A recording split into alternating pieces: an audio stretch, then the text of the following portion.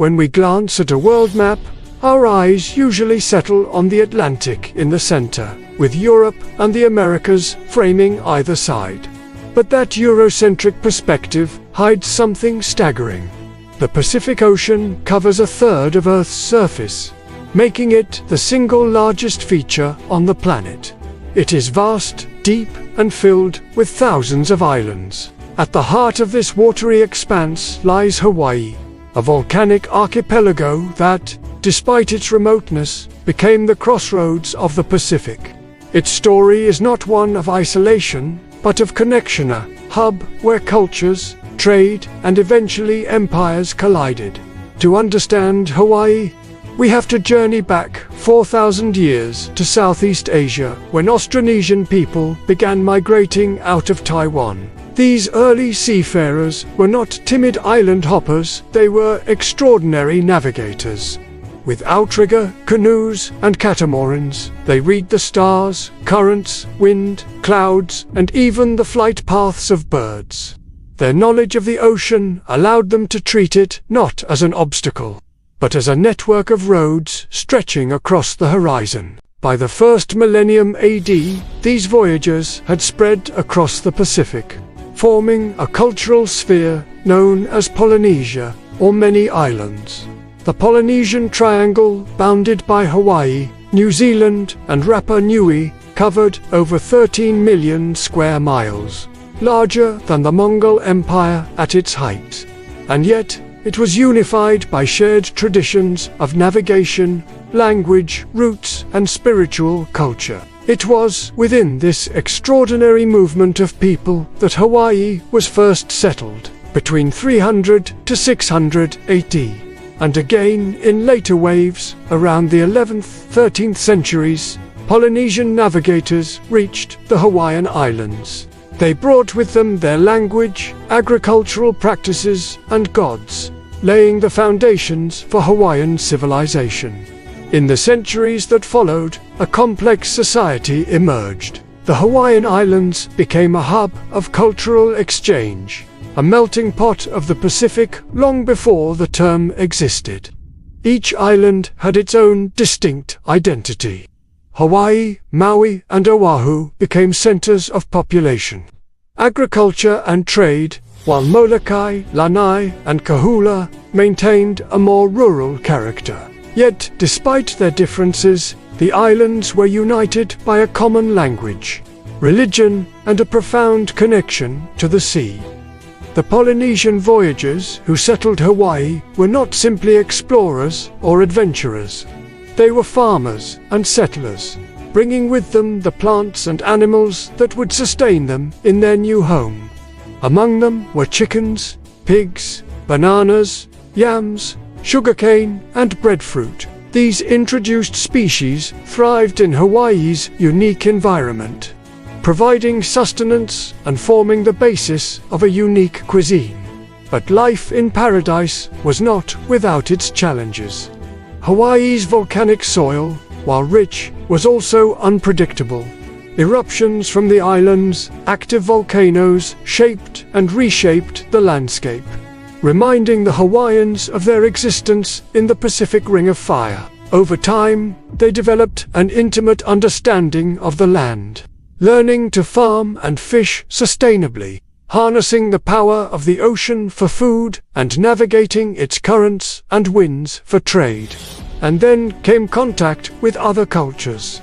First with the Chinese and Japanese, who arrived in the 15th century, drawn by the promise of Polynesian sand. This marked the beginning of a new chapter in Hawaiian history, a period of growing influence and interconnectedness that would culminate in the arrival of European explorers in the 18th century. The discovery of Hawaii by Europeans was a pivotal moment, marking the beginning of a new era in the island's history. The first European to make contact was the Portuguese explorer, followed by Captain James Cook in 1778. These encounters, however, would have a profound impact on the course of Hawaiian civilization. The introduction of new diseases to which Hawaiians had no immunity devastated the population. Moreover, the allure of Hawaiian sandalwood and the strategic importance of the islands as a supply point for whaling ships led to overharvesting and exploitation of resources. Despite these challenges, the Hawaiian Kingdom persevered. As European influence grew, so did the need for a strong central authority. In 1810, a remarkable event occurred that would shape the political landscape of the islands. A series of momentous decisions were made that abolished slavery, reunited the Hawaiian Islands under one flag, and laid the foundation for a constitutional monarchy. This transformation was spearheaded by the efforts of three influential individuals: two missionaries and a Hawaiian chief. Their contributions would not only alter the course of Hawaiian history, but also serve as a precursor to the kingdom's future annexation by the United States. Don't miss next episode: Hawaiian culture, mythology, and the Kapu system. By the time Hawaiians had firmly established themselves on the islands, their society was thriving and their culture was rich with spiritual meaning. Without a written language, history and mythology were carried forward through storytelling, chant, and dance. Many people today know of the hula, often reduced to tourist entertainment. But, in its true form, it was sacred. Paired with oli ritual chanting, it was a way to honor the gods and preserve the deeds of ancestors. Every gesture, every movement of hand and body had meaning. In Hawaiian belief, the gods were watching these performances, so they had to be done with absolute precision. In this way, even without writing, Hawaiian oral traditions remained meticulously preserved for centuries. Hawaiian society was organized into a hierarchy. Chiefs, alae priests, kahuna stood at the top, guiding both political life and spiritual practice. Below them were farmers, fishers, and craftspeople, the backbone of daily life. But this hierarchy was enforced by a strict and unforgiving code, the Kapu system. The Kapu dictated everything from interactions between social classes to the division between men and women. Certain foods were forbidden, rituals had to be observed, and even everyday activities were regulated. Violating Kapu, whether knowingly or accidentally, could mean only one punishment: death. Though harsh, the Kapu system gave structure and stability to Hawaiian life. It reinforced the authority of chiefs and the sanctity of religion. It also reflected the balance of nature and community that Polynesian societies valued. The natural world was a source of life and an object of respect. In Hawaiian mythology, this reverence is evident. In many tales, the gods are closely tied to the natural world. One prominent deity is Cain, the creator god. Cain is often associated with the sky, and his consort, Kanaloa, embodies the sea. Their union symbolizes the fertility and abundance of the islands. Another important god is Kumu, representing the mountains. These divine beings weren't just forces of nature, they were active participants in the lives of early Hawaiians, influencing weather patterns, the fertility of crops, and the course of human affairs. This close relationship between the spiritual and natural world led to a deep sense of responsibility and respect among Hawaiians. They saw themselves as part of a larger ecosystem, and their actions had consequences not just for themselves, but for the balance of nature and the gods. Between the 12th and 18th centuries, Hawaiian society continued to evolve in relative isolation. Long-distance voyages became rarer. The islands were fertile and self-sufficient, so there was little need for contact with distant Polynesian cousins. For centuries, Hawaiians lived according to their rhythms of farming, fishing, ritual, and song. But this peaceful continuity would not last forever. While Hawaiians carried on their way of life, half a world away, Europeans were beginning their own age of exploration, and soon ships would arrive that would change everything. Alright, let's get to those juicy myths. Once upon a time, on a far-off island, a handsome young man named Maui decided he wanted to marry the beautiful but very shy Princess Lalani. Now, Maui was a trickster, kind of like a Hawaiian Loki, if you will, and he was known for his mischief around these parts. So, when he set his sights on marrying the princess, he went about it in his own unique way. He invited all the eligible bachelors to a feast and told them he was going to choose one of them to be his brother-in-law. Naturally, they all showed up, dressed to the nines, hoping to impress the princess. But when it was time for the big reveal, Maui surprised everyone. He chose his pet pig, Pua, a pig with curly tail and tusks of gold, as his new brother-in-law. Can you imagine the shock? Everyone was stunned. The other men were furious, and the women were, well, worried for their own safety around such a mischievous pig. But Maui wasn't finished yet. At the wedding feast, he pulled out a magical fishhook he'd snagged from the great fish god. A fishhook that could literally control the weather. With each flick of his wrist, Maui whipped up a storm outside, shaking the very foundations of the kingdom. Lightning flashed, thunder boomed, and poor Princess Lalani fainted dead away. Even her pet gecko, a little guy named Manu, couldn't believe the commotion. "Good heavens!" he exclaimed. "I've never seen such a powerful fishhook before. If anyone can tame it, though, I bet it's our hero, the great Mana." So off went the tiny gecko to find the legendary hero who could calm the raging storm. When the mighty Mana arrived, he too was shocked by the havoc wreaked by Maui's fishhook. But, with a few well-placed chants, he managed to quiet the tempest and save the day. Finally, peace returned to the kingdom, and seeing as how Mana was the only one who could control the destructive fishhook, Maui knew he had to make a deal with him.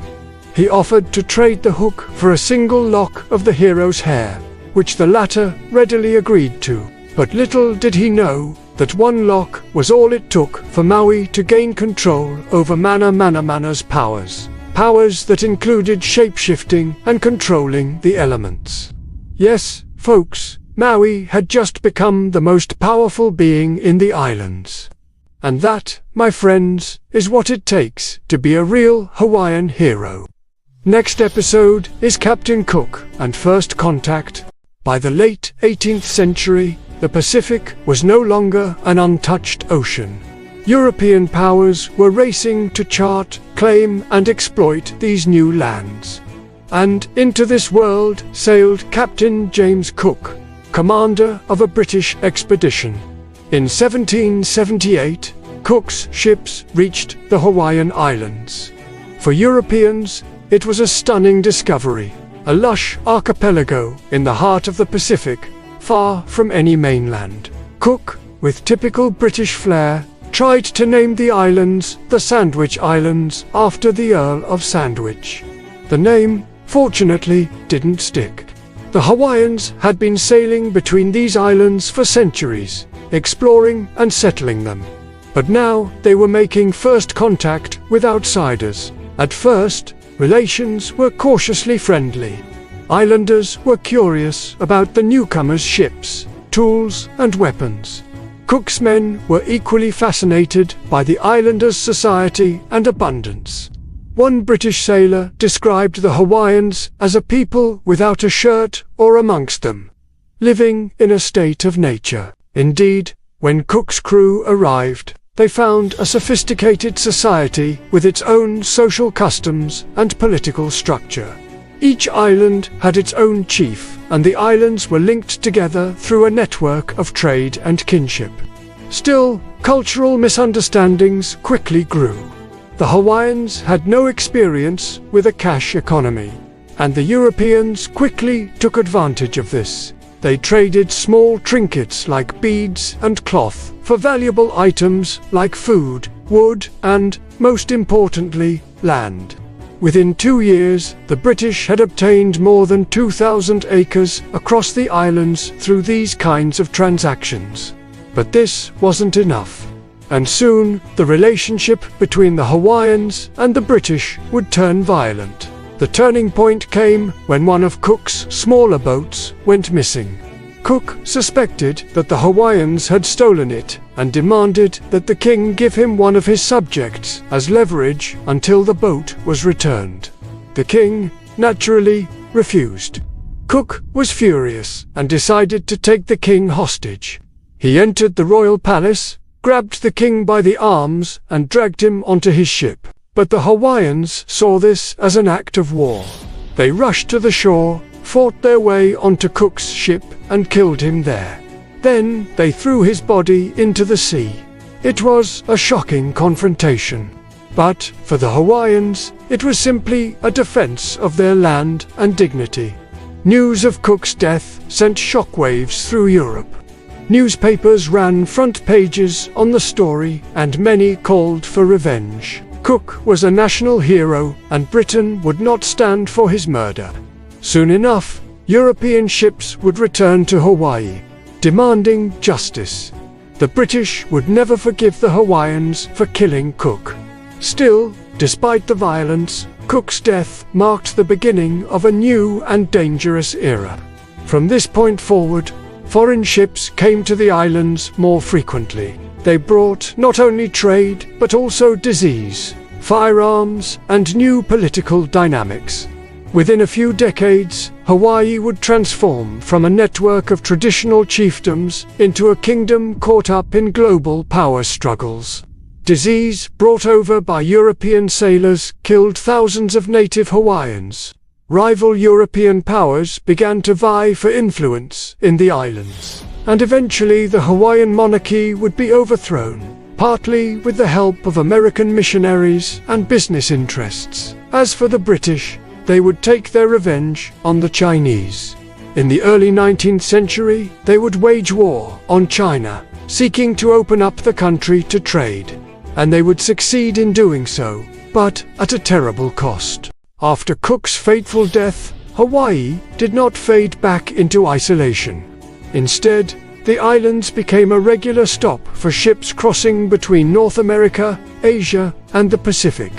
At first, the trade centered on furs, but within a few decades, Hawaii had become the whaling capital of the Pacific. The deep harbors of Oahu and Maui made perfect resupply points for ships, and soon Hawaii was a bustling hub of sailors, merchants, and adventurers from all over the world.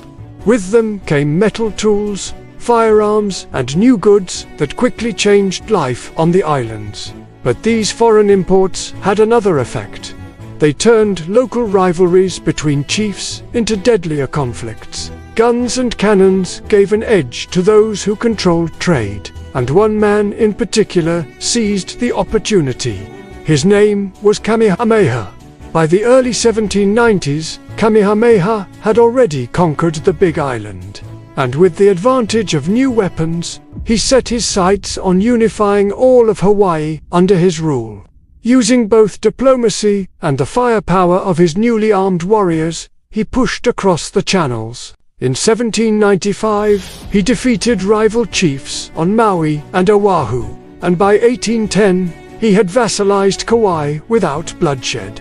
For the first time, all the Hawaiian Islands were under one banner. The Kingdom of Hawaii.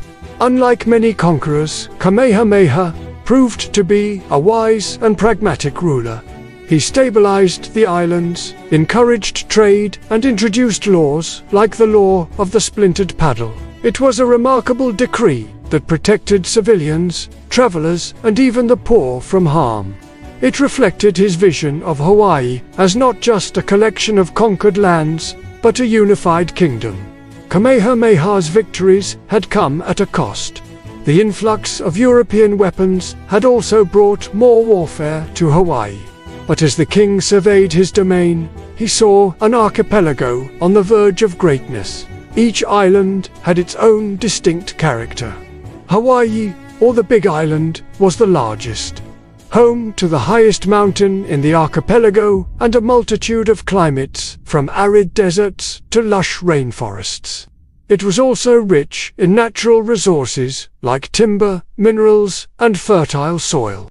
Maui was the second largest island, known for its beautiful coastline and rich fishing grounds. It was a popular destination for whalers and traders.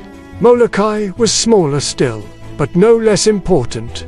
Its Kalapapa Peninsula was a deep harbor that became a major whaling station. Oahu, with its capital at Honolulu, was the cultural heart of the islands. It was here where missionaries arrived, bringing with them new ideas and ways of life. Finally, there was Kauai, the smallest and most isolated of the main islands. Its rugged terrain and dense forests made it less accessible. But it was home to some of the finest beaches in the archipelago. Despite their differences, all the islands shared a common identity as the Hawaiian Islands.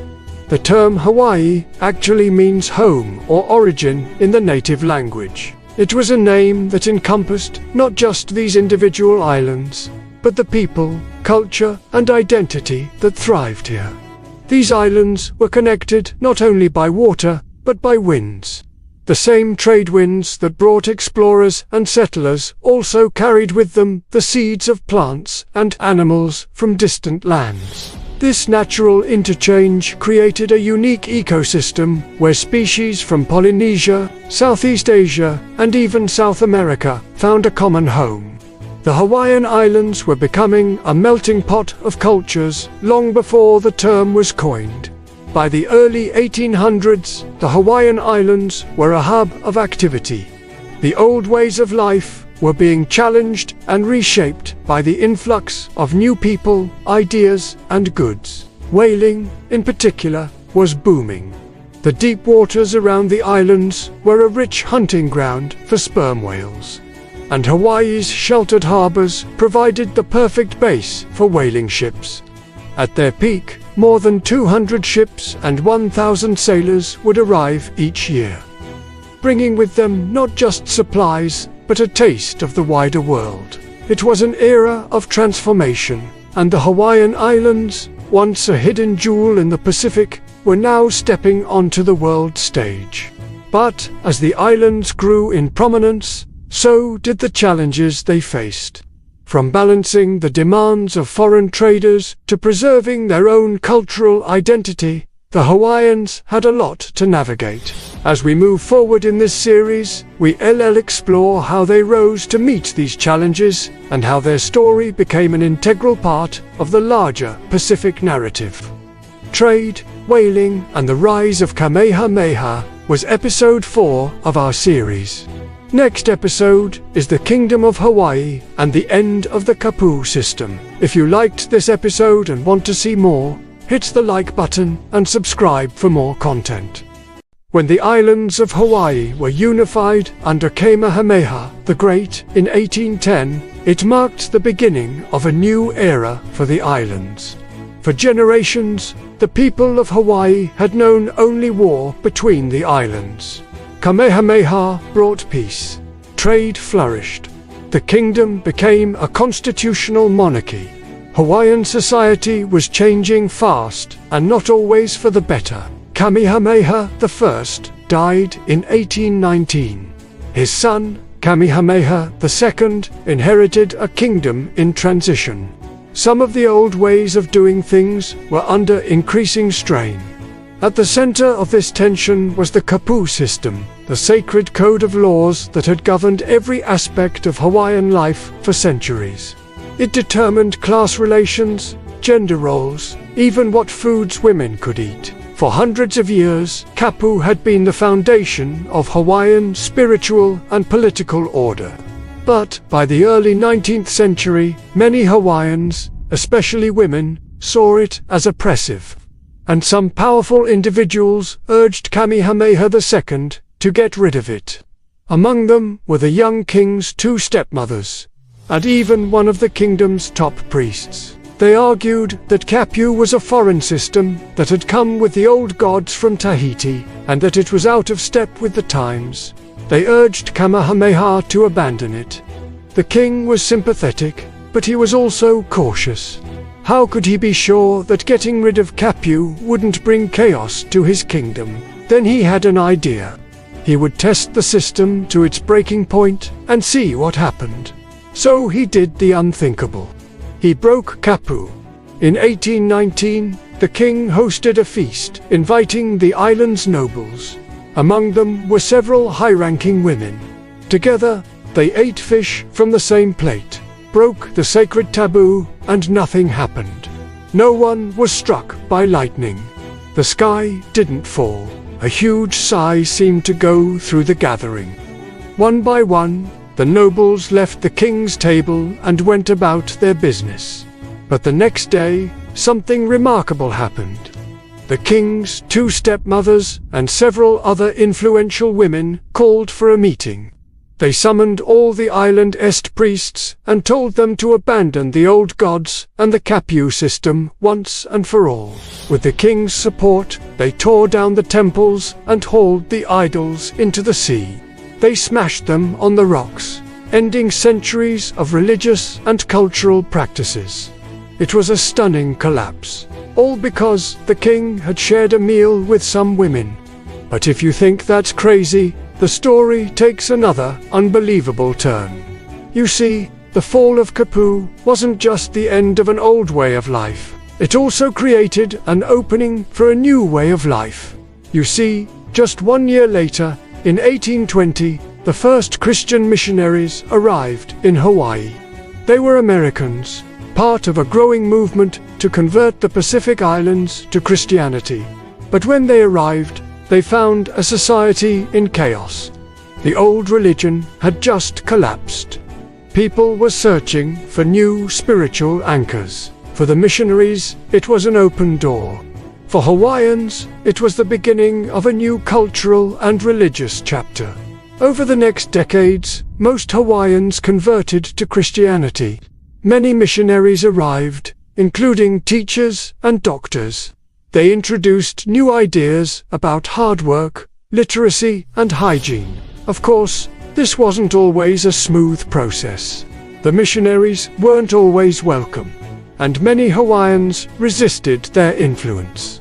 Still, there's no denying that the Kapu system's collapse opened the door to massive change in Hawaii. Some of that change was forced on the Hawaiians, like the overthrow of the monarchy in 1893, or the harsh policies of the early 20th century plantation owners. But some of it was the result of Hawaiians breaking free from tradition.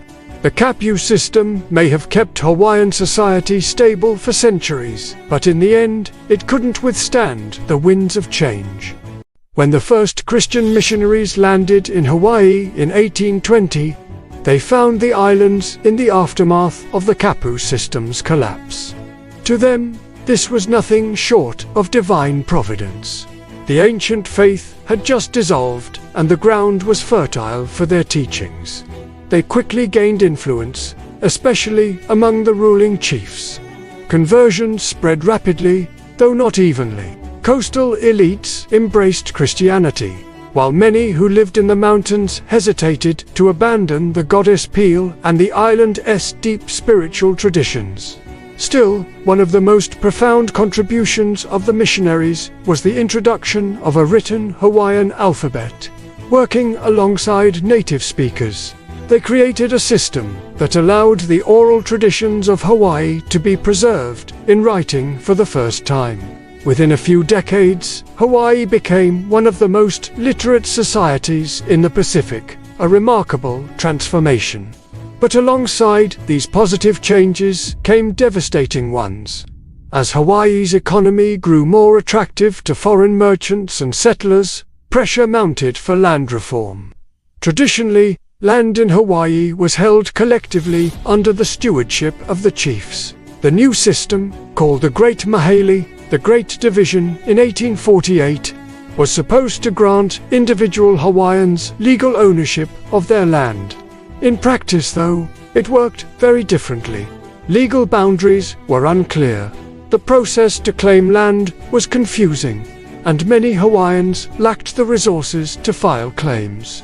Foreign settlers and businessmen, however, had no trouble navigating the system. Within just a few decades, vast swaths of Hawaiian land had slipped into foreign hands. This shift marked a turning point. The land that had sustained Hawaiians for centuries was being transformed into private property for outsiders, paving the way for sugar plantations, large-scale agriculture, and the rise of a powerful foreign elite. Meanwhile, the native Hawaiian population was reeling. Epidemics brought by Europeans, measles, smallpox, influenza, had cut the population to a fraction of its former size. By the mid-19th century, Hawaiians had dwindled to about 1/10 of their pre-contact numbers. The stage was now set for Hawaii's economic exploitation, and the cultural consequences would soon follow. In the early 1800s, the Hawaiian Islands were a very different place. Yes, there were missionaries and they were converting people, but the old religion wasn't going anywhere. In fact, it was still being practiced across the islands, even if fewer Hawaiians were following the Kapu system. That will change when the first missionaries arrived, because they had a different vision for Hawaii. They wanted to convert everybody, not just the chiefs and the nobility. It was actually quite easy to convert some of the Hawaiian nobles. Some of them had been looking for an out. They didn't want to enforce the Kapu system anymore. And if the missionaries could offer them something new, well, they were all ears. After all, what did they have to lose? They lost a lot of power once the Kapu system fell apart. So when the missionaries came along, they were ready to embrace this new religion. But it wasn't just about abandoning the old ways. It was also about gaining some new ones. Christianity provided a new framework for understanding the world. It gave people a new set of values and a new way of life. And for many Hawaiians, it was deeply appealing. Of course, this wasn't true for everyone. Many Hawaiians remained loyal to the old religion, even after the missionaries arrived. They continued to worship Pele and the other gods of the islands, and they passed their traditions down to future generations. But the missionaries weren't going to be denied. They pressed on with their work, and they eventually succeeded in converting most of the Hawaiian nobility. But what about the common people? They were a little bit more stubborn, a little bit harder to convert. Many of them clung to the old ways, and it took years, even decades, for them to accept Christianity. But eventually, the missionaries won them over. They converted the Hawaiian people, and then they did something else. They taught them how to read and write. Before the missionaries arrived, the only way to preserve knowledge was through oral tradition. There was no written language, so stories and history were passed down from one generation to the next by word of mouth. But the missionaries changed that. They introduced a new alphabet and they taught the Hawaiians how to use it. This had a profound impact on Hawaiian culture. It allowed the oral traditions of the islands to be preserved in writing for the first time. It also made it possible for Hawaiians to share their stories with the world. But it wasn't just about preserving the past. It was also about shaping the future. The missionaries saw literacy as a key to progress. They believed that if Hawaiians could read and write, they would be better able to understand the Bible and live more Christian lives. By the mid-1800s, Hawaii was one of the most literate societies in the Pacific. But literacy isn't everything. Many Hawaiians were still living in poverty, and they looked to the missionaries to help them improve their lives.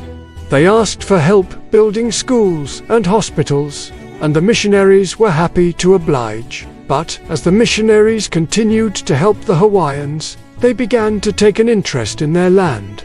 They started to question whether it was right for the Hawaiians to own the land at all. And in 1848, they convinced the Hawaiian government to pass a law that would change the islands forever. The law is known as the Great Division or the Hawaiian Homes Commission Act. It was supposed to grant individual Hawaiians legal ownership of their land. But in practice, it worked very differently. The law was poorly written, and it created a lot of confusion. Legal boundaries were unclear, and the process to claim land was complicated.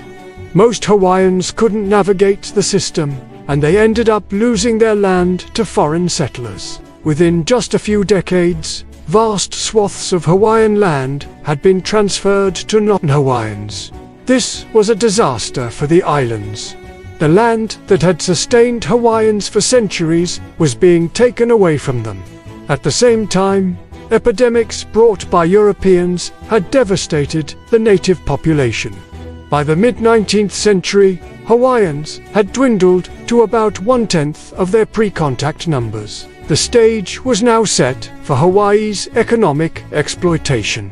The land was in the hands of foreigners, and the native population was too small to resist. The missionaries had done what they set out to do. They had converted the Hawaiians and taken control of the islands. But their legacy is a complicated one. While they brought Christianity and literacy to Hawaii, they also caused the Hawaiian people to lose their land and their culture. By the mid-19th century, Hawaii was a kingdom under enormous strain. The native population, once numbering in the hundreds of thousands, had been devastated by disease since first European contact. Measles, smallpox, and influenza ripped through communities with no prior immunity. By the 1850s, the Hawaiian population had collapsed to barely 1/10 of its original size. Entire villages disappeared and cultural traditions struggled to survive without their people.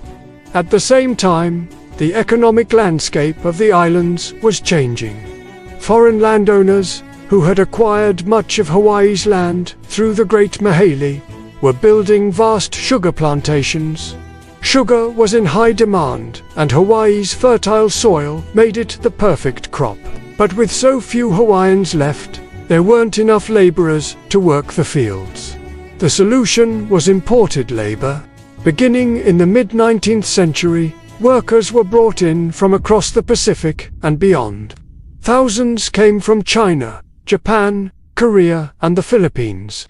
Others arrived from Portugal and even Puerto Rico. Each wave of migration added new cultural threads to Hawaii's already diverse fabric.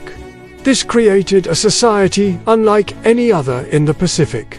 Over time, Hawaii became a true minority-majority society where no single ethnic group dominated.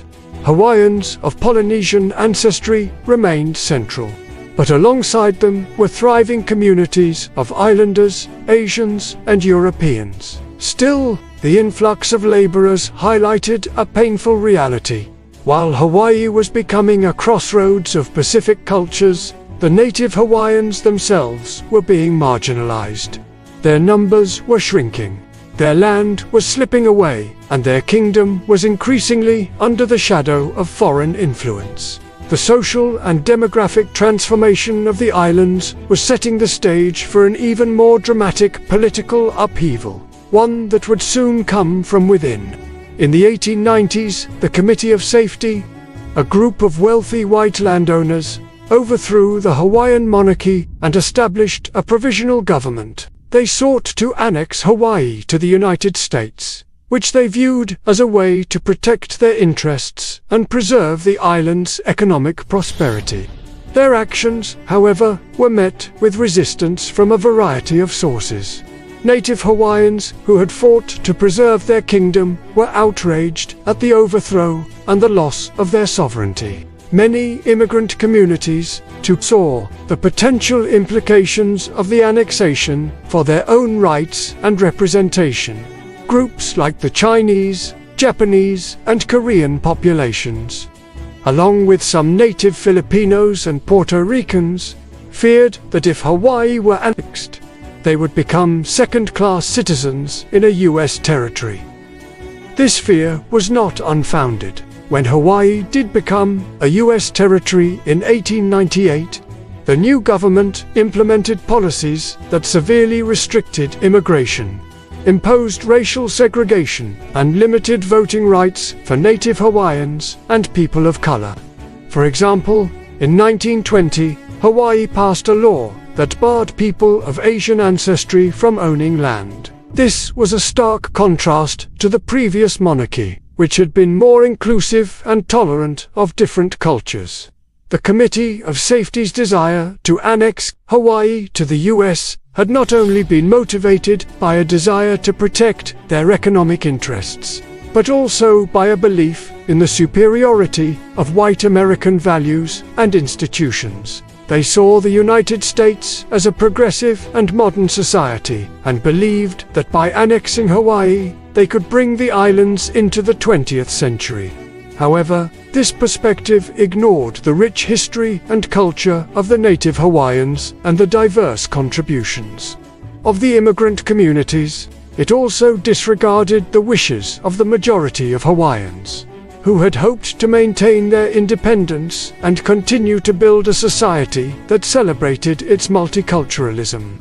In essence, the annexation represented a shift in power from a small group of white landowners to a larger white majority that now had political and economic control over the islands. While the Committee of Safety had initially aimed to safeguard their own interests, their actions had unforeseen consequences that would shape the political and social landscape of Hawaii for generations to come. As we move forward in this series, we'll continue to explore the legacy of this era, examining how Hawaii's unique cultural heritage has both flourished and been challenged in the face of these historical events.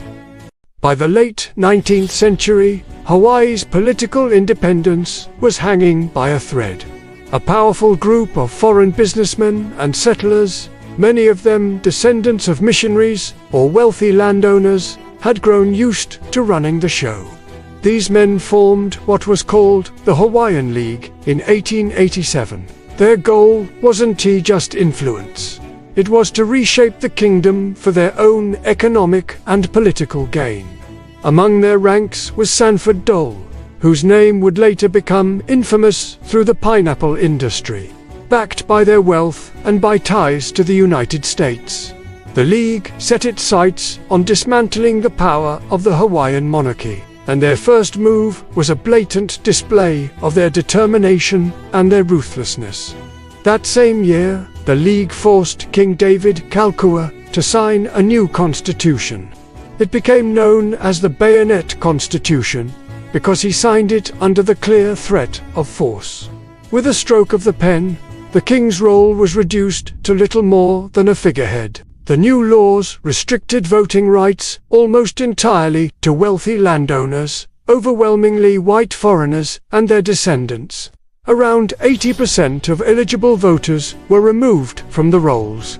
The kingdom's legislature would be elected by only 6% of the population, making it one of the least democratic governments in the world. But the Bayonet Constitution also handed over crucial concessions to the United States, most notably the rights to establish a naval base at Pearl Harbor.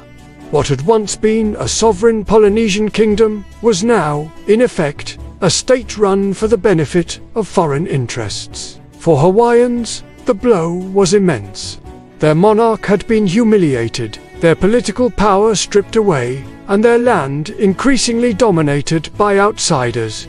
Now, while King Kalkaua is remembered for his patronage of the arts and the construction of the beautiful Iolani Palace, he was also criticized for his lavish spending and corruption, which made the League's coup easier to justify. When Kalkaua died in 1891, his sister Lili Ukulani ascended the throne. She was determined to restore the monarchy's authority and protect her people. But her resistance would trigger the next and most devastating chapter, the outright overthrow of the Hawaiian Kingdom. And that's where we'll pick up next time. To make sure you don't miss any episodes, subscribe for more updates. At the time of the overthrow, Lili Ukulani was a controversial figure. On the one hand, she was seen as an enlightened monarch who genuinely wanted to serve her people. As the last reigning Hawaiian monarch, she also represented the cultural and historical heart of the kingdom. On the other hand, she was an aristocrat, complicit in the rigid social hierarchy that had been imposed on Hawaiian society. In the eyes of the Hawaiian League, she was simply an obstacle to be removed. In 1893, Liliuokalani attempted to assert her authority by rewriting the constitution. The new document would have restored voting rights to most Hawaiians, but it never went into effect. Before she could unveil it, a group of insurgents, led by League members, stormed two of the most important buildings in Honolulu, the legislature and the governor's palace. They demanded the new constitution be scrapped, and the old constitution, the very one that had been forced on the previous king, be reinstated. For 4 days, the situation remained tense, with the insurgents refusing to leave the buildings until the Queen backed down. In the end, she agreed to their demands.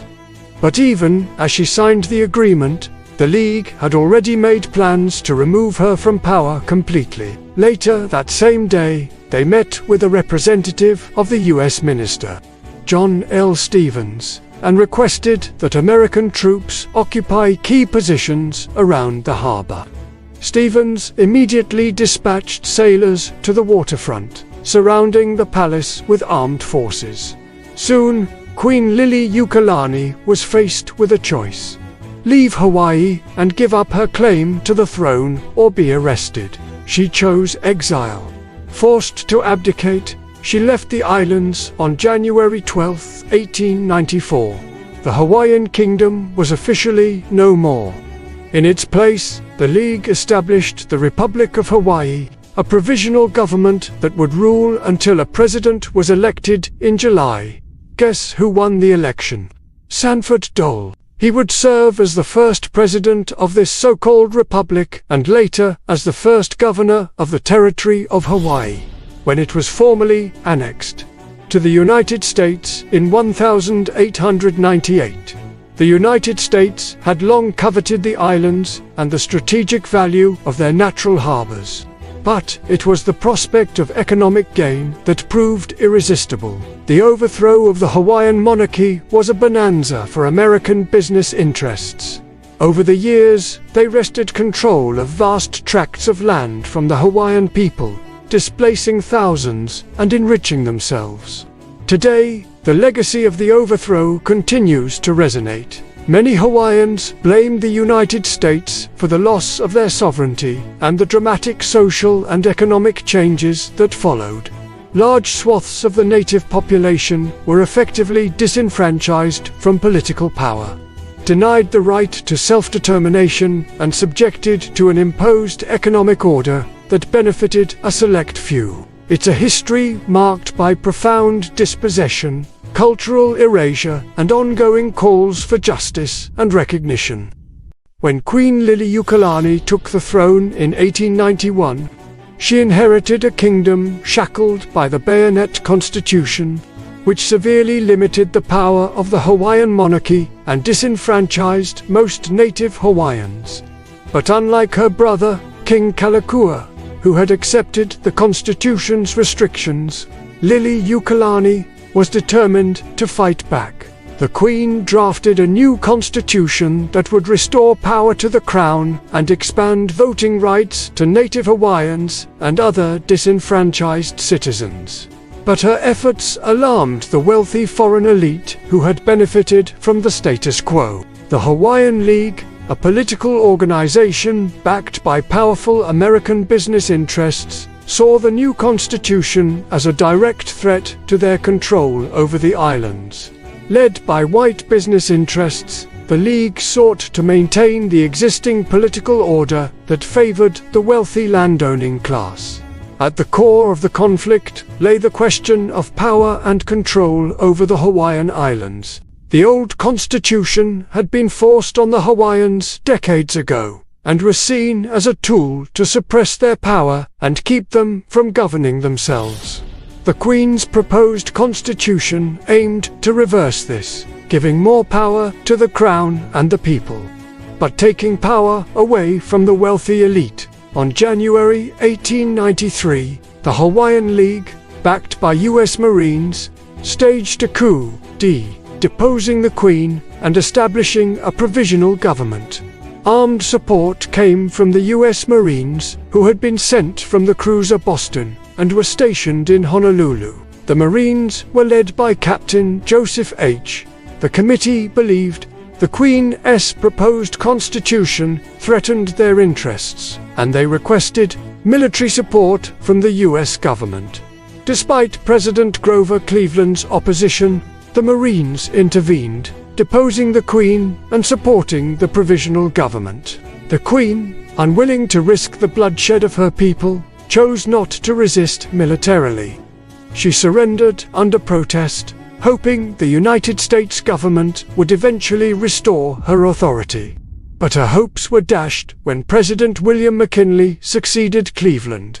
For the United States, the issue was more complicated. While Cleveland condemned the overthrow as an illegal act against a sovereign nation, his successor, William McKinley, was far more expansionist.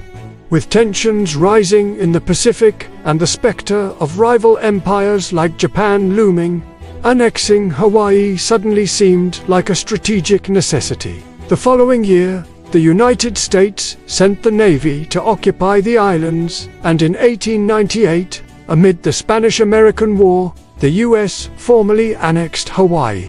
For Washington, it was about securing Pearl Harbor as a military stronghold. For the Hawaiian monarchy, it was the final blow. Their centuries-old sovereignty had been extinguished. Native Hawaiians had no say in this process. Their kingdom was toppled, not for their benefit, but for the profit of sugar planters and the strategic interests of a foreign empire. Now, the Hawaiian Islands, once a thriving Polynesian kingdom at the heart of the Pacific, had become a colonial possession. Their future was now bound to the will of the United States. But the story doesn't end there. The overthrow of the Hawaiian monarchy was a traumatic event that left deep scars on the native Hawaiian people. For decades, they fought for recognition of their sovereignty and for the return of their lands. But their struggle was often met with resistance from the US government and the white minority that controlled the islands. Despite the odds, the Hawaiian people persevered. They organized, protested, and demanded justice. Their activism led to the creation of new laws and policies that protected their culture and their rights. Although the monarchy was gone, the spirit of aloha and the will of the Hawaiian people could not be subdued. Today, the legacy of the overthrow continues to be felt in Hawaii. It is a reminder of the injustices that have been done to the native Hawaiian people, but also of their resilience and their determination to preserve their culture and their identity.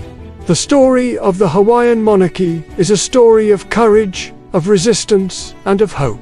Now we want to hear from you. What are your thoughts on the US annexation of Hawaii? Do you think the US should have intervened in the first place? Should Hawaii be an independent country today? Let us know what you think in the comments below. With Hawaii annexed by the United States, the islands quickly became a playground for American business interests. Few names loom larger in this story than Sanford Dole, the same man who helped overthrow the monarchy. Under his leadership, the pineapple industry exploded, reshaping both the Hawaiian economy and its global image. But there's a bitter irony here. Pineapples aren't even native to Hawaii. They were imported from South America. Yet by the early 20th century, thanks to the Dole Company's aggressive marketing, pineapples became the ultimate symbol of Hawaiian culture for mainland Americans. This wasn't just about fruit. Hula dancing, luau's, surfing, and other aspects of Hawaiian tradition were repackaged for tourists and consumers. Hawaiian culture was commodified, stripped of its deeper spiritual and social significance, and sold as a collection of exotic novelties. Behind the glossy advertisements and tourist brochures was a much harsher reality. The pineapple and sugar industries relied heavily on the labor of Hawaiians and the immigrant communities who had been brought to the islands decades earlier. Work in the plantations was grueling, poorly paid, and overwhelmingly controlled by white American landowners. So while the mainland public came to associate Hawaii with tropical paradise and sweet pineapples, the actual people of Hawaii, native Hawaiians and Asian islanders alike, were living with the consequences of economic exploitation and cultural erasure. The kingdom was gone. Sovereignty had been stripped away, and now even their traditions were being reshaped into commodities for outside consumption. This was the Hawaii that entered the 20th century. Not just a tourist dreamscape, but a place where identity itself was being contested. And that identity would be tested further when the world went to war. When Japan bombed Pearl Harbor in December 1941, the United States immediately severed diplomatic relations with the island nation. As the US prepared to enter World War II, it also began rounding up anyone of Japanese descent living within its borders, including 66% of all native Hawaiians. More than 70,000 people were arrested, most without any evidence of wrongdoing. Many of them had been born in Hawaii and knew no other home. But, in the eyes of the US government, they were not American citizens, only enemy aliens.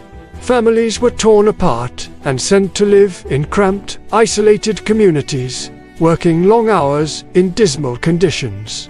At the same time, a handful of white leaders in Hawaii saw an opportunity. With the Japanese community largely removed from public life, there was a power vacuum in the islands, particularly in the lucrative sugar and pineapple industries. In the decades since the overthrow of the monarchy, these businesses had faced growing challenges. Labor costs were rising, competition from other producers was stiffening, and the Great Depression had devastated markets for Hawaiian exports. Now, with their Japanese competitors sidelined, white business leaders sought to seize control. Sanford, Dole's grandson, also named Sanford, led the charge. By 1942, he had become president of the Hawaiian Pineapple Company. A shrewd businessman and savvy politician, he benefited greatly from the war economy. As the US military built up its Pacific defenses, pineapple exports skyrocketed. Suddenly, profits were up, and so was Sanford B. Dole's power. He became chairman of the board of the Hawaiian Pineapple Company at the age of just 35, and would hold that position for the next 40 years. During that time, he oversaw dramatic expansion, both in terms of the company's size and scope. The first Dole plantation was on the island of Oahu, but by the end of the 1940s, the company had extended its reach across the entire Hawaiian archipelago. In 1947, the Hawaiian Pineapple Company merged with two other major producers to form the Castle and Cook Corporation, which would become one of the largest landowners in Hawaii, controlling more than 600,000 acres. Dole's influence extended far beyond the fields and factories. However, his family's wealth made him one of the richest men in America. And with that money, he cultivated a vast network of political allies in Washington, D.C., and Honolulu. In 1959, when Hawaii became the 50th state, Dole was well positioned to protect his interests. As a member of the Republican delegation, he helped draft the new state constitution. It was a conservative document that entrenched property rights and limited government involvement in the economy, safeguarding Hawaii's free market system. The Dole family also secured several key political positions, including that of Governor William Quinn, a staunch anti-communist and former executive at Castle and Cook. Served 2 terms as governor from 1954 to 1962. His successor, William F. Bukowski, was even more closely tied to the family business. His father had worked for Castle and Cook for nearly 50 years, and Bukowski himself served on the company's board of directors. All told, 4 of Hawaii's first 6 governors had close ties to the Castle and Cook Corporation, ensuring that the interests of the wealthy white landowners would be safeguarded in the new state of Hawaii. Yet, despite these efforts, change was afoot. A growing number of native Hawaiians were becoming politically active, demanding greater economic opportunities and a larger voice in the island's affairs. One group, the Hawaiian Independence Party, sought full sovereignty for the islands. Others pushed for a greater say in local politics. The white establishment, meanwhile, remained firmly in control. By the 1970s, the future of Hawaii hung in the balance. Would the islands continue down the path of economic growth and political integration with the mainland, or would they seek to chart a different course? In our last episode, we talked about how the United States came to own Hawaii. In this episode, we talk about what happened after Pearl Harbor, and how Japanese Americans fought back against the war that was forced upon them. On December 7, 1941, the 20th century brought Hawaii into the heart of global conflict, when Japan launched a surprise attack on Pearl Harbor, a U.S. naval base that had been established decades earlier under the Bayonet Constitution. The attack thrust the United States into World War II, and it put Hawaii under martial law. For the people of Hawaii, the war years were a paradox. Nearly 40% of the island's population was of Japanese ancestry. Overnight, their loyalty was questioned. Curfews, censorship, and strict military rule shaped daily life. While the mass internment camps that scarred the U.S. mainland did not replicate on the same scale in Hawaii, Japanese Hawaiians lived under intense suspicion and discrimination. But when the call to serve came, they answered. 2 units in particular, the 100th Infantry Battalion and the 442nd Regimental Combat Team, made up mostly of Japanese Americans from Hawaii, went on to become some of the most decorated military units in U.S. history.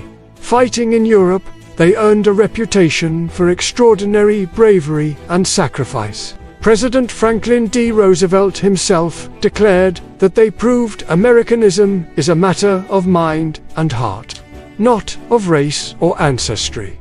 The words carried weight, though they rang hollow against the backdrop of internment policies still in place on the mainland. For Hawaii, World War II was transformative.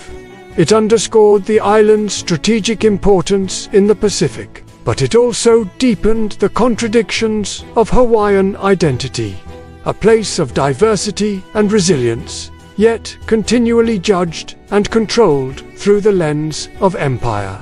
The war's end left Hawaii on a new path, one that would lead eventually to statehood.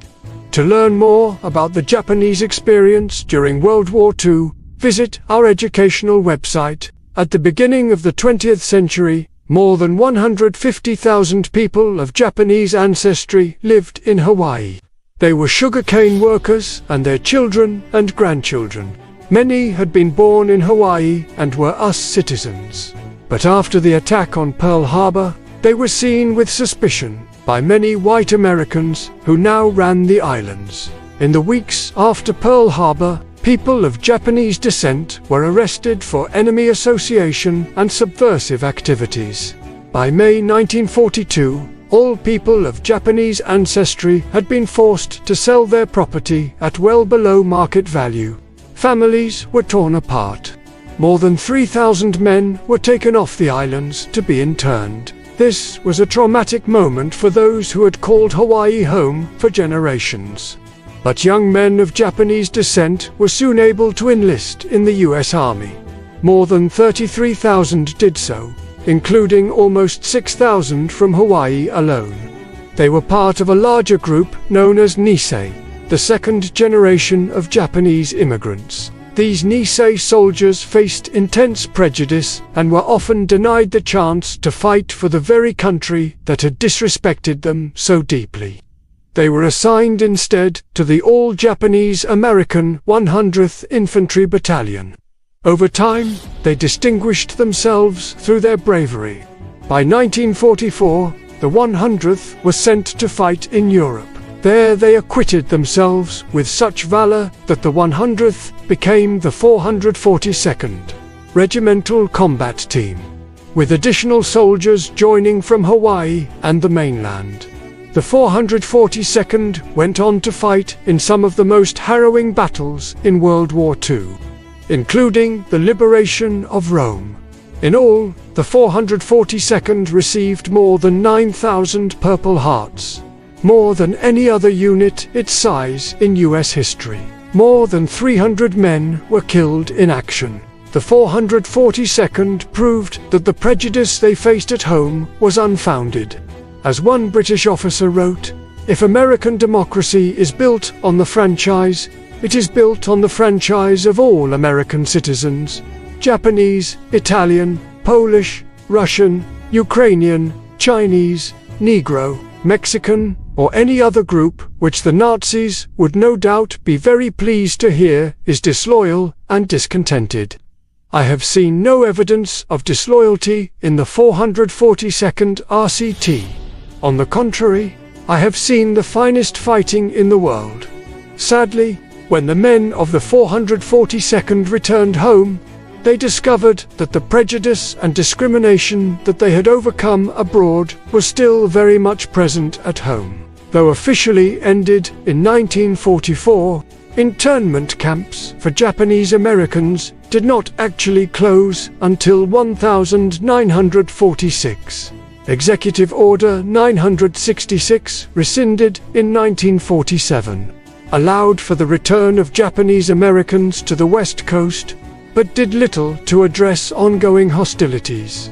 It would be a long time before Japanese Americans were fully accepted in the United States. But the legacy of the 100th Infantry Battalion and the 442nd Regimental Combat Team remains an important part of American history.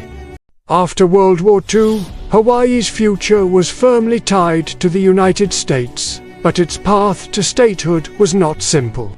For years, Washington hesitated. Hawaii's diverse population, Polynesian, Asian, European, didn't fit the narrow vision of what many politicians thought America should be. To some, the islands were a liability, not yet American enough, but attitudes shifted in the post-war years. Hawaii's loyalty during the war, its booming economy, and its strategic military value finally tipped the balance. In 1959, after a landslide vote in favor, Hawaii became the 50th state of the United States. With statehood came new opportunities, but also new challenges. Advances in air travel cut the journey from the mainland from nearly a week by sea to less than a day by plane. Almost overnight, tourism exploded. Millions of visitors poured into the islands, drawn by beaches, hula shows, and the image of a tropical paradise. But this tourism boom further commodified Hawaiian culture. Sacred traditions became stage performances. History was reduced to stereotypes. For many native Hawaiians, it felt like another layer of cultural loss, their heritage being packaged for outsiders while the struggles of their people were ignored. Yet, even amid this commodification, a movement of cultural revival began to take root in the 1970s. Hawaiian language was reintroduced in schools, and later recognized as an official state language. Music, dance, and traditional navigation practices were revitalized. The voyaging canoe Hokulia, launched in 1975, symbolized this renaissance, proving once again the brilliance of Polynesian seafaring. Today, Hawaii stands as one of the most diverse societies in the United States, a crossroads of Pacific peoples and traditions. Its story is one of resilience, an indigenous culture that endured colonization, annexation, commodification, yet still fights to preserve and reclaim its voice. Aloha.